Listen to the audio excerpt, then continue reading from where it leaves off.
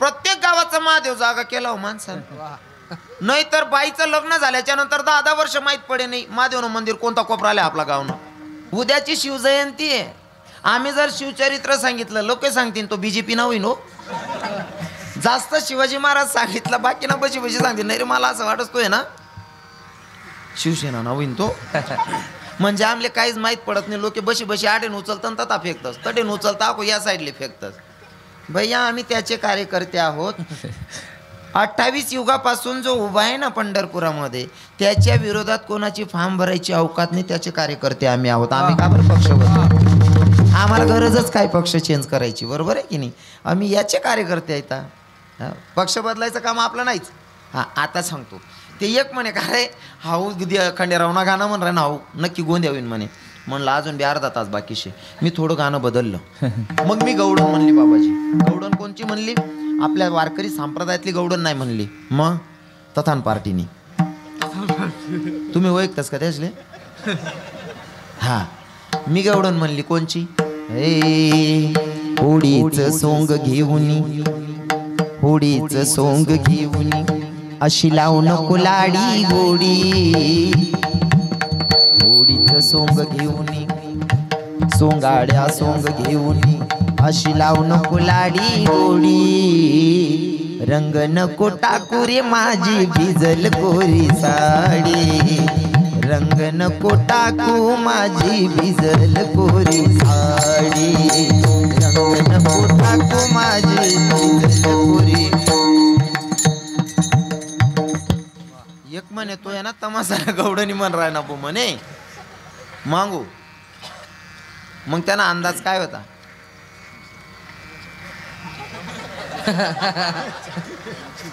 भयान हुशार लोक नाशिक एक नंबर हुशार. सांगा गरजच नाही. लोक फक्त बघून काही अंदाज लावतात. भैया अंदाज लावू नका. समोरच्याच्या जवळ जा त्याला निरखा पारखा आणि मगच दोष द्या. काय माहिती का काही काही लोक राहणीमानवर बघतात. काही काही लोक असा का राहत असेल तो तसा का राहत असेल. एखाद्याला चूक शोधायची सवय असते. तर मी असं सांगेल कारण लोकांच्या मनामध्ये जे माझे चाहते ते कीर्तनात येऊन बसतात आणि ऐकल्याच्या नंतर ते डीपीला फोटो वगैरे ठेवतात. काही काही जणणारे लोक विचारतात हाऊ महाराज असा का बरास. तर त्यांचं उत्तर मी नेहमी कीर्तनातून देतो. भैया मी संहिता घेतली भागवत शिकलोय वृंदावनमध्ये आणि वृंदावनमध्ये असं शिकवलं जातं जे गुरुजी आम्हाला शिकवतात. भैया तुम्ही देवावर प्रेम केलं पाहिजे. मग देवावर आम्ही प्रेम केलं पाहिजे. मग ते एकतर्फा होईल ना. देवानेही आमच्यावर करायला पाहिजे. मग देवानं आपल्यावर प्रेम करावं म्हणून काय करावं लागेल? देवाचा कोणीतरी विशेष भक्त बघावा लागेल आणि त्या भक्ताची वर्तणूक आपल्यात आणावी लागेल. मग असा विशेष भक्त कोण आहे? देवाच्या 16,108 बायका होत्या तरीसुद्धा देवाचं विशेष प्रेम होतं. ते कोणावर? राधिकेवर. राधाराणीवर विशेष प्रेम होतं. म्हणून आम्ही येताना स्वतःला हा तो भगवंताची बायको समजून उभं राहणं. देवाने सुद्धा आमच्यावर प्रेम करावं म्हणून त्याच्यासाठी हे सगळं खेळ आहे. बाकी लोकांना दाखवण्यासाठी अजिबात नाही. आता तुम्हाला बघा बा बाजारामध्ये विक्रीसाठी तर सगळ्या वस्तू असतात. घ्यायचं आपल्यावर काय घ्यायचं ते नाही का. आता भगवंत मोहिनीचा रूप आहे. इथंच होतो ना टेन्शन लिहू नका. कथा का चाचे चेंदेना मेरवर बरोबरी सुमी.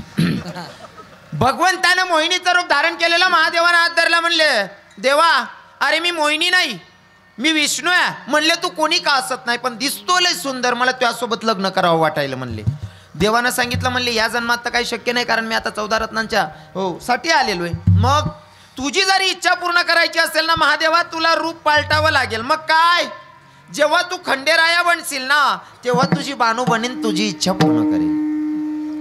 खंडेराया बनणारा पण हाच मालक आहे. आता सांगू का तुमच्या मनातले पहिले प्रश्न काढून टाकतो. काही काही लोक म्हणतात महाराज आम्ही खंडेरायाला गोंधळ घालतो. गोंधळ घालतो म्हणजे खंडेरायाला चालतं. मग तुम्ही आम्हाला खायला का विरोध करतात? बरोबर आहे ना माया? बरोबर आहे ना? अजून अभंगाकडे जायला नाहीत बरं आपण. आडमुल्ला टाकराय नुसतं. शेतकरी म्हणजे लगेच ध्यान मायस त्यास. खंडेरायाला चालतं. आपण आपला देव आहे मग आपल्याला का चालत नाही? भैया त्या खंडेरायाला चालतच नाही. कारण महादेव असा देव आहे एकदम भोळा देव आहे. किती भोळा? आता माझे महाराज जे आहेत ना प्रदीपजी महाराज शास्त्री मिश्रा होते मिश्रा महाराज, प्रदीप शास्त्री महाराज. तर ते मी तर त्यांचे पाय धुवून पाणी प्यावं वाटतं बुवा. प्रत्येक गावाचा महादेव जागा केला हो माणसानं. नाही तर बाईचं लग्न झाल्याच्या नंतर 10 वर्ष माहीत पडे नाही महादेवनं मंदिर कोणता कोपरा आला आपला गावनं. हो आता एवढं जागे कर टाका महादेवले. महादेव एक दिन म्हणसा पण माहीन सांगे म्हणे महाराज म्हणलं काय कीर्तन मग कमीत कमी सांग दे त्या बहिणीसले म्हणे रात्री 12ला बी उठाड देते म्हणे मला. कमीत कमी ब्रह्ममुहूर्तावर उठाडत जाऊ बहिणीवर. बापरे इथलं किदरावनं लाव त्या महादेवले. हो हो त्या मूर्ती सुद्धा गोऱ्या पडायला लागल्या जाते इथल्या दोन्याला दिन्या. करू नकाच माझं दुमत नाही करायला पाहिजे पण लिमिट ठेवा त्याला. ब्रह्ममुहूर्तावर उठायचं. तो महादेवाची पूजा करता करता मणिमलसूर नावाचे 2 दैत्य होते. त्यांनी भगवंताला प्रसन्न करून घेतलं, महादेवाला प्रसन्न करून घेतलं आणि मग देवाकडनं मागणी मागितली. बोलू नका दादा. मग देवाकडनं मागणी मागितली महादेवाकडनं. देवा आम्ही कोणाच्या हातून मरायला नको, तुझ्या हातून सुद्धा नाही. देवानं तथाच तू म्हणलं, वर दिला.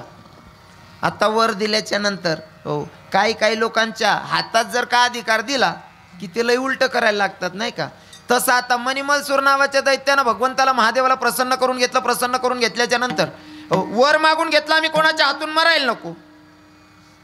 आता त्यांनी एवढं थैमान गाजवलं, सगळ्या देवादिदेवांना त्रास द्यायला सुरुवात केली महाराज. आता सगळे देवादिदेव गोब्राह्मणांची हत्या करायला लागले. म्हणले आता काय करायचं. गेले ना महादेवाकडे, म्हणले देवा तुम्ही वर दिला याला काहीतरी पर्याय व्यवस्था. मग काळजी करू नका, माझ्याकडनं वर दिला गेला ना, मी प्रश्नाचं उत्तर पण मी शोधतो. पण मी असा वर दिलाय की मी या अवतारामध्ये त्यांना मारू शकत नाही, म्हणून मला अवतार बदलावा लागेल. मग महादेवानं अवतार बदलला. तो कोणचा? खंडेरायाचा. आता ऐका, खंडेरायाचा अवतार. मग खाणाऱ्यांना उत्तर आहे बरं का, ऐका. खंडेरायाचा अवतार झाला. आपण गोंधळ घालतो, तुमच्याकडे गोंधळ घालतात का? गोंधळ घालतात ना. गोंधळमध्ये तुम्ही 5 वर जेव घालतात काका, बरोबर आहे ना. 5 वर जेव घालतात. ते 5 वर आहेत ते देवाचे, बरोबर. आणि अजून 5 पावली जेजुरीला जातात तुम्ही. मग ते काय घेऊन जातात तिथं? हा काय घेऊन जातात ना पूजेसाठी तुम्ही. हा मग तिकडनं येताना पंगत बसते. 5 वर जेव घालतात. त्या वरांना अगोदर सांगितलं जातं पहिले गोड खावं लागेल, बरोबर आहे ना. पहिले गोड खातस ना ते देवना 5 वर्ष ना प्रसाद शेतो आणि नंतर पंक्ती बसतीस. मग बसतीस ना तुमच्याकडे. हा ती पंगत बसणं म्हणजे ते राक्षसच नशे. का बर? कारण मणिमलसूर दैत्याला मारण्यासाठी माझं शंकर भगवंतानं मल्हारी रूप धारण केलं आणि रूप धारण केल्याच्या नंतर मणिमलसूर दारात पायाच्या खाली पडलेले आहेत. हातात त्रिशूला मणिमलसूरानं हात आडवा केला. म्हणले देवा आम्हाला मारण्यासाठी तुला रूप पालटावं लागतंय. म्हणे हो. आम्हाला मारण्यासाठी तुला रूप पालटावं लागतंय ना. म्हणे हो. मग जेव्हा जेव्हा आता तू खंडेराया म्हणलेला आहे, जेव्हा जेव्हा तुझे भक्त तुझी पूजा करतील तेव्हा आम्हाला सुद्धा तो मान भेटला पाहिजे, सन्मान भेटला पाहिजे. मग हरकत नाही, तथाच तू. जेव्हा माझे भक्त माझं गुणगान करतील तेव्हा तुम्हाला सुद्धा आठवण करून घेतील. मग आपण 5 वर जीव घालतो ते देवाचे. आणि ती नंतरनी पंगत बसस ना ती खावालासनी ती राक्षसनी पंगत आहे बरं का. हा तुम्ही कोणती पंगत मग बसता, देवनी का राक्षसनी?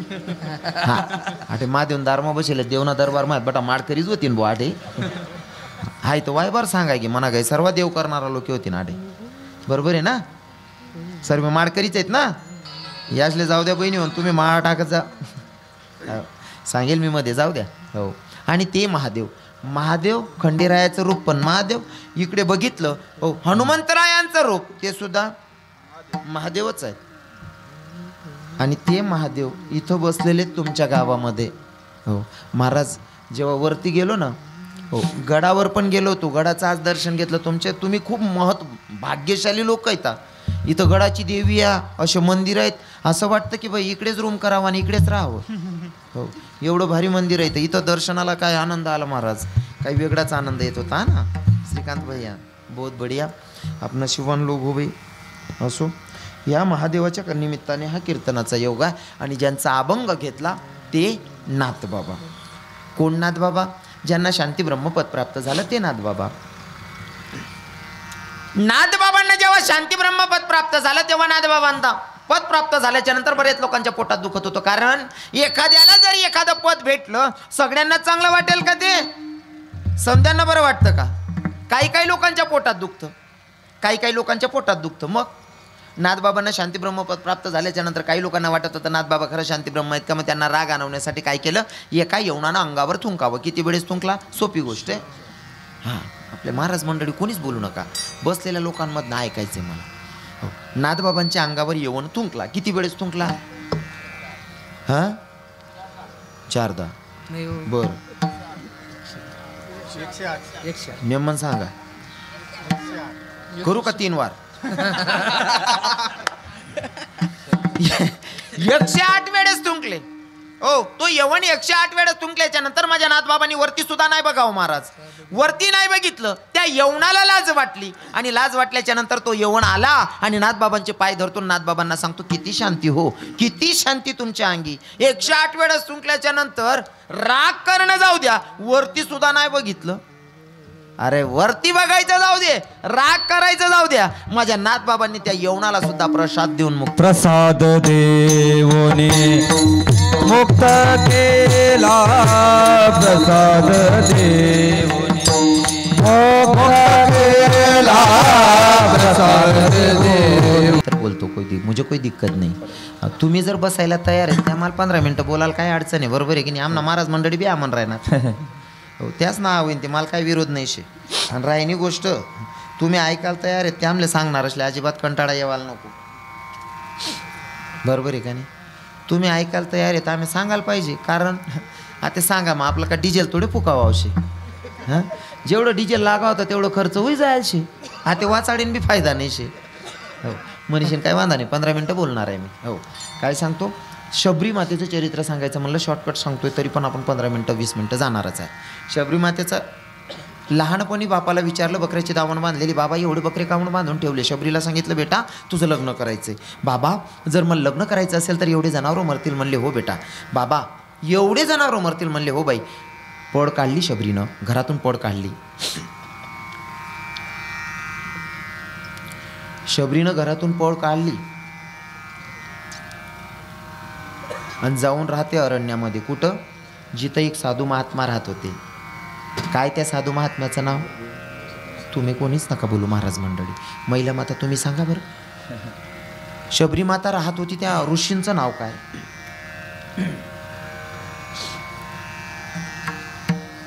हां कोण जाण गो. आणि आमले माहिती राहतं तुला कसाल बोलावतो भाडे. ते बी खरं आहे ना. मग शबरी माता राहत होती मातंग ऋषींच्या आश्रमाजवळ. मातंग ऋषींच्या आश्रमाजवळ राहत होती. महाराज चोरून भक्ती करत होती. सडा रांगोळी करायची पहाटे उठून. काय झालंय का,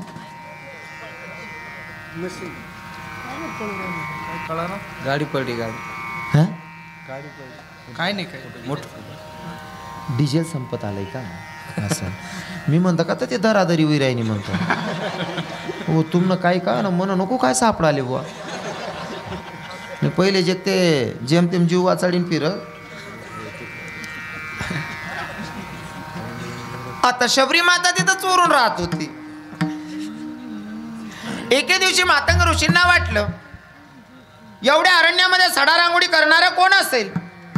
पहाटे उठताय बघताय तर शबरी सडा रांगोळी करून जात होती. आवाज दिला बेटा कोण आहेस म्हणले. म्हणले मी शबरी. कोण शबरी, शबर राजाची मुलगी. बेटा इथं काहून राहत या. घडलेला वृत्तांत सगळा सांगितला साधू महात्माला. बाबा महाबापानं माझं लग्न ठरवलं होतं, जनावरं बांधली होती. मी विचारलं महाबापाला एवढी जनावरं काहून बांधून ठेवले. महाबापानं सांगितलं हे जनावरं मरतील तुझ्या लग्नाच्या पंक्तीमध्ये. बाबा जर एवढे जनावरं मरत होते तर मला वाटलं की आपण लग्नच करायचं नाही, म्हणजे जनावरं मरणार तरी नाही. मातंग ऋषींनी शेवटचा प्रसंग इथंही सांगायला मला आवडेल. बाबाजी गोड चिंतन आहे बरं का. हा जेव्हा मातंग ऋषी शबरी माता सोबत संवाद साधत होते तेव्हा सगळे साधू पण उभे होते.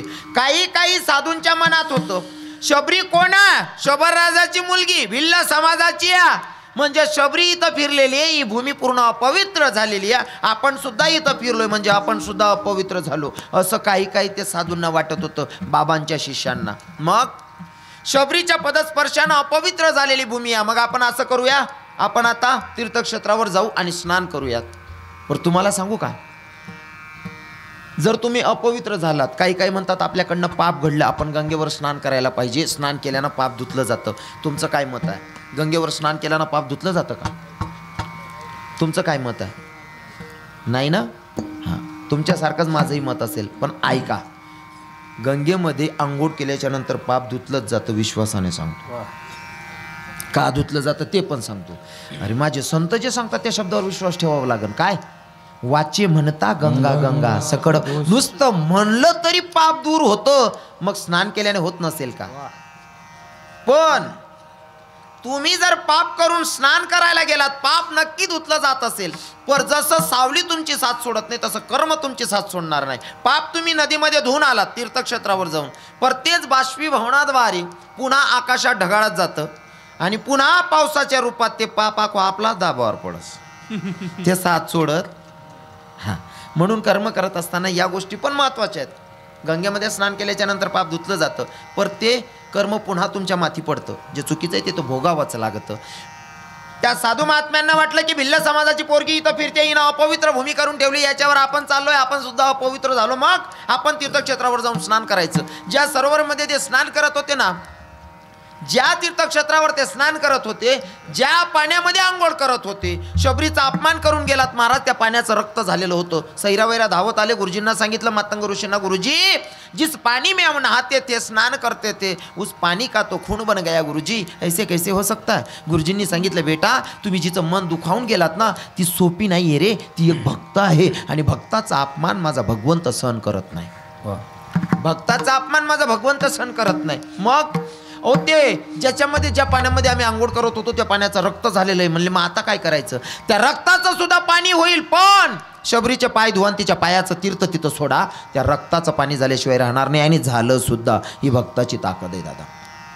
माझी शबरी रात्रंदिवस, आता गुरुजींनी सांगितलं शबरी आता मी जातोय, माझी वेळ झालेली बेटा, मला जावं लागते. बाबा कुठं चाललात? म्हणले मी आता जाणार आहे. बाबा तुमच्या भरोश्यावर एवढ्या अरण्यात राहत होती, तुम्ही मला सोडून जाशाल म्हणल्यावर मी एवढ्या अरण्यात एकटी राहू कशी? गुरुजींनी सांगितलं, बेटा काळजी करू नको, माझा शब्द आहे, इथं तुला भेटायला जो पण येईल तो जगाचा मालक येईल, दुसरा तिसरा कोणी येणार नाही, जो येईल तो जगाचा मालक येईल. शबरी वाट बघत होती. कितल्या वर्षाची होईपर्यंत, कितला वरिष्ठ होईपर्यंत वाट देखील ती शबरी माता 82 वर्षाची होईपर्यंत वाट बघत होती. आणि 14 वर्षाच्या वनवासाला माझा जगाचा मालक निघाला. आणि तेव्हा लखनजीला सांगायला लागले, लखन अरे हमें अपनी माँ को मिलने जाना है भैया. लखन जी ने कह दी बात, भैया 14 साल तक की ना अपनी माँ को हम मिल नहीं सकते. तो प्रभु कहते भैया वो 14 साल तक राह देखने वाली माँ की बात नहीं कर रहा हूँ. अरे ती 14 वर्ष वाट बघणाऱ्या माईची गोष्ट करत नाही राजा, जी 82 वर्षाची होईपर्यंत वाट बघते त्या माईची गोष्ट करायलो रे. आणि माझा प्रभू लखनजीला घेऊन निघाले. गेल्याच्या नंतर शबरीच्या दारात आहे.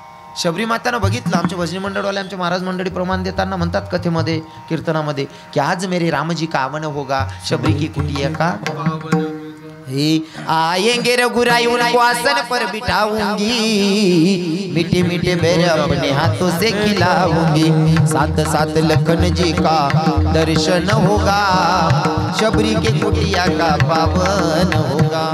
बाग में मैं जाऊंगी, कलिया चुन लाऊंगी, अपने हाथों से मैं प्रभु को पहनाऊंगी.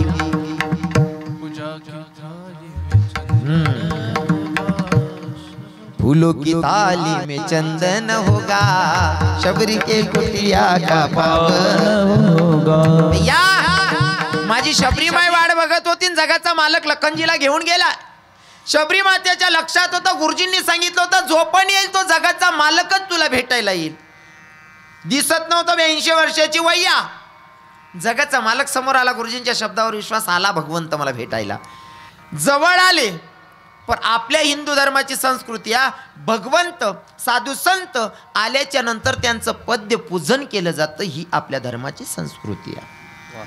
साधू संत आल्याच्या नंतर त्यांचं पद्य पूजन झालं पाहिजे. मग शबरी मातेच्या डोळ्यात अश्रू होते. लखनजीने विचारलं, आई जगाचा मालक तुझ्या कुटियाच्या समोर आहे, तरी तुझ्या डोळ्यात अश्रू का?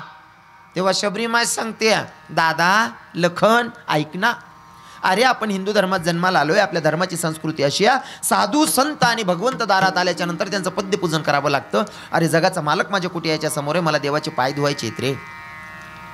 मग त्यात काय झालं?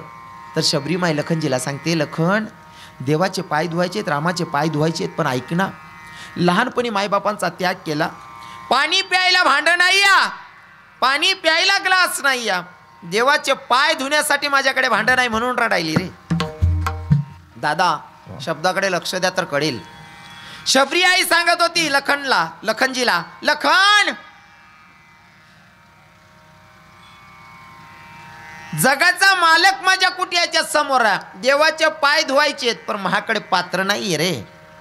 लखनजीनं सांगितलं, आई तुझ्याकडे पात्र नाही म्हणून रडते काय? अगं बाई, तुझ्याकडे पात्र नाही म्हणून रडण्यापेक्षा विचार कर. शबरी मातेला सांगितलं लखनजीने, अगं रडण्यापेक्षा आई ऐक ना, तुझ्याकडे पात्र नाही या देवाच्या पाय धुण्यासाठी, पण तुझी पात्रता एवढी की जगाचा मालक तुझ्या दारात आहे. महाराज भक्ती अशी करायची की भगवंताला प्रसन्न करता आलं पाहिजे. काय केलं शबरीनं काय केलं? रात्रंदिवस नामचिंतन केलं आणि नामचिंतन केलं म्हणून भगवंताची प्राप्ती झाली. नामचिंतन असं असलं पाहिजे बरं का. हो, आणि अजून सांगून गेलो ना मी शबरी मातेचं चरित्र. तर शबरी मातेनं काय केलं तर माहितीये का? काय त्याग केलता? बापाला विचारलं, बाबा एवढे बकरे काऊन बांधून ठेवल्या? काय नाही बेटा, तुझं लग्न करायचं तुला लग्नाची पंगत द्यायची म्हणून बांधून ठेवल्या. आता मी तुम्हाला असं विचारेल, माझ्या हिशोबानं मी जातपात अजिबात मानत नाही, कोणाला विचारत नाही आणि जातीपातीचा परमार्थ मला आवडतही नाही. पण मी तुमच्या माहितीसाठी असं विचारेल, शबरी कोण जातीची होती हो? भिल्ल समाजाची. शबरी मातेनं त्याग काय केला? एवढे जनावर जर मरत असतील तर मला लग्नच करायचं नाही. बरोबर आहे ना? म्हणजे जनावरे मराले नको बा, मटन मासा खाओ नाही बा, हाय कोणले समजणं? बोला ना बहिणीवन, तुम्ही असा दाबाय कस काय जातस? बोला ना बंद का बघरले तर तुम्ही? मटन मासा खाओ नाही कोणले समजणं? शबरी कोण होती? म्हणजे आई बिचारी माय बिलीनले समजणं मटन मासा खाओ नाही बा असं. आणि तुम्ही स्वतःला चांगली जात ना मन लेणारा सांगता आमले का नाही? ठेसा मग काळ्या टाकाशी ठेसा सवाद देत नाही, मग कोण चांगलं? हा बिलीन का आपण? हा जर शबरी माय म्हणत असेल मग आई खावायला नको पाहिजे, आणि तुम्ही स्वतःला चांगली जात ना मन लेणारा जर म्हणतो मालकान काळ्या टाकाशिवाय ठेसा सवाद देत नाही, काळ्या टाकाशिवाय ठेसा सवाद देत नाही. का रे तुला दोरी लिहून फाशी लिवलो नाही जीव करत का?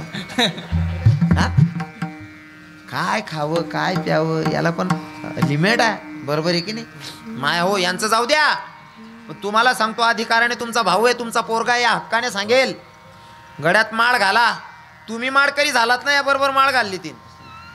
तुम्ही जर रांधा नाही, तुम्ही स्वयंपाकच करा नाही, ती या काय अशा पिशा लिहिलीन गलीमा फिरतील का? हा अरे माझे तुकडोजी महाराज सांगतात, फरक काय माहिती का तुम्हाला? आहे ना, मी नेहमी आता मी ठरवलंय, मी तुम्हाला बोलतो, यांना बोलायचं बंद केलंय. मी तुम्हाला हक्काने बोलेल, कारण मला माहिती तुम्ही मायेचा सागर आहात, दयेचा सागर आहात, आदिशक्तीचा अवतार आहात, म्हणून पहिले तुमले सांगणं पडी नाही. तुम्हाला आमचे कीर्तनकार कवी म्हणत असताना म्हणतात ना, आई माझी मायेचा सागर, तुम्ही खरंच मायेचा सागर आहात माया हो. जर पोरगा आजारी पडलं ना तर रात्रमध्ये 3 वेळेस उठते बाबा माझी माय, आणि 3 वेळेस चेक करते माझा पोरगा जास्त गरम तर नाही ना झाला, जास्त नाही ताप भरावला असेल ना त्याला, पुन्हा पुन्हा चेक करते माझी माय, मन पोरगा जास्त आजारीत नाही पड जाऊ. रात कशी तरी काढते आणि 4 वेळेस चेक करते पोराचा ताप, एवढा जीव पोरामध्ये. बरोबर आहे ना माया हो? म्हणून तुम्हाला मायेचा सागर म्हणतात, दयेची मूर्ती म्हणतात. स्वतःना पोरगा आजारी पडेल हे रातभर मग 4 दाव चेक करस मन माय जास्त तापते नाही बरं ज्ञान बेन म्हणले लेकरूले. म्हणजे तुम्हाला पोरगानं गरम आंग सुद्धा तुमले सैन होत नाही, दुसरानं बच्च कापीन खाय जातं, तुम्ही दयाना सागर कस काय शेतस? हा पटस तुमले आई, म्हणजे तुम्हाला पोऱ्यानं जर अंगमा ताप राही ना तो सैन होत नाही, दुसराना बच्चा सहज कापीन खाई जातस तुम्ही, मग आपला मग दया शे का? अजून सोपं करीन सांगू का? मला हाय सांगा वगैरे मजा आहे, आणि मी तेवढ्यासाठीच निघेल शेना समाजमा. कीर्तनात परिवर्तन झालं पाहिजे. ते कीर्तन लोक ते देव देव देव देव करतसच हो, ज्या म्हणतस ना देवच नाही त्या सुद्धा मंदिरने जोडे जाता जाता अशी मान करलेतच. कारण मोठ्या सिटीमध्ये भाषण चालू होतं, फक्त देव नाही असं पटवायचं. एक माणूस जोरमा पटाड राहता, देवच नाही आमनासारखा बराच हजारो कीर्तनकार बसेल होतात. इतकं भारी भाषण दिलं त्यांनी, देवच नाही आमनासारखा सर्व कीर्तनकार येणार चिवचिव करत. अरे आत्तापर्यंत आपण आयुष्य वायबार खर्च करबो, देवच नाही, मग आपण का कीर्तने करत फिरू. बोलतं भारी पटाडबो, भयान भारी पटाडबो, या माणूसने देवच नाही शे असं. तो जो व्यासपीठावर स्टेजवरती खाली होता ना, त्यांजोडे घ्या आमना कीर्तनकार म्हणे, दादा आमना आत्तापर्यंत आयुष्य वायबार खर्च कर म्हणे, जी गोष्ट नाही होती तीन मागे पहिराय तूत म्हणे आम्ही. तुम्ही इथलं भारी डोळ्या उघाड दिनात, इथलं भारी पटाड दिनं देवच नाही शे, इथलं भारी पटाड दिनं म्हणे तुम्ही की देवच नाही शे. तो म्हणे मी कोण पटाडणारा, त्यानी कृपा आहे म्हणे. म्हणजे त्याले सुद्धा मान्य शे, देव नाही शे असं म्हणणार सुद्धा मनमादारा शे. बरोबर आहे की नाही. म्हणून देव सांगायची आता जरी गरज आहे पण इतकी नाही आहे, पण सुरुवात इथून करायची की तुम्ही कमीत कमी मुक्या प्राण्यावर दया करा ना. हे कधी होईल माहिती आहे का, जेव्हा तुम्ही माळ घालसान. बरोबर आहे की नाही. जेव्हा तुम्ही माळ घालसान तेव्हा त्या मुक्या प्राण्यावर दया होणार आहे. काही लोक म्हणतात महाराज, मला तरुण भाऊ सांगतास ना काही हो महाराज खाणं पडस ते. काय खाणं पडत, खावाल ते तू गुटखा बी खाय जा. हो मला ते असं म्हणणं आहे, ते गुटखा म्हणा आहे ना फक्त आहे ना टपुशी टाकायला पाहिजे खात बसावं काय.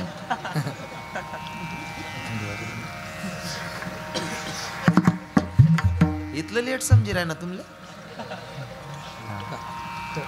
तुम्हाला सांगतो माया हो, खाऊ नका बरं. ते दुसऱ्याचं लेकरू कापून खाणं एवढं सोपं नाही आहे. तुम्हाला सांगतो, एक खाटकी बाबाजी खाटकी बकरीकडे जात होता सुरी घेऊन, हातात सुरा होता, खाटकी बकरीकडे जात होता. ती बकरी हसत होती. खाटकीनं विचारलं, बकरी तुझ्या पता आहे ना मैं तुझ्या काटने आ रहा हूं, मी तुला कापायला येतो या, तरी तू हसत्या, वेडी झाली का काय.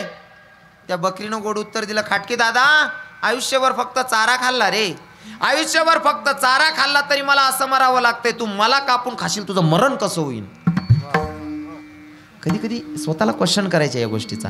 अजून सोपं करून सांगू का, सोपं करून सांगतो. तुम्ही तुमच्या गावातला कोणीतरी व्यक्ती मेलेला आहे, फॉर एक्झाम्पल उदाहरण म्हणून सांगतोय. तुमच्या गावातलं कोणीतरी व्यक्ती मेलेला आहे, तुमचा परिचयातला आहे, आणि तुम्ही वावर माराय झालं शेतात येत तुम्ही, आणि तिकडनं येता स्मशानभूमीवर संध्याकाळ वैगी तुम्ही ते प्रेत जळी राहिनं, तिथली जागा कसा येतस तुम्ही, तडे जाईन पाय पडतस, तो प्रेत जड राहतं तडे पापड बुनतस, काय करतस तुम्ही, असा रपसप निघतस ना तुम्ही, पाय ना आवाज बी येऊ देतात नाही बहिणीवर. बरोबर आहे ना. मरेल माणूस जाडी राहिनो तरी सुद्धा इथला घाबरतस, लटलट करतस. तुमनाच गाव म्हणा माणूस शे, तुम्हाला देखा पानताना शे तरी सुद्धा लटलट करतस, तेवढी जागा सपासप निघ जातस तुम्ही स्मशानभूमीन जोडी. मरेल माणूस बही राहना तरी इथला घाबरी राहनात, आणि जिवंत प्राणी कापिसनी खाईशने आठे उतारानात, इले स्मशानभूमी बनाय ठेले भ्याई कोणले राहणार. कधी कल्पना केली या गोष्टीची. दया तुम्ही दाखवायला पाहिजे. तुम्ही माळा घाला, यास नाही तीन बरोबर. बरोबर आहे की नाही. समज तुमले मी म्हणतो मन डिझेल का बाय बार जाई बाई.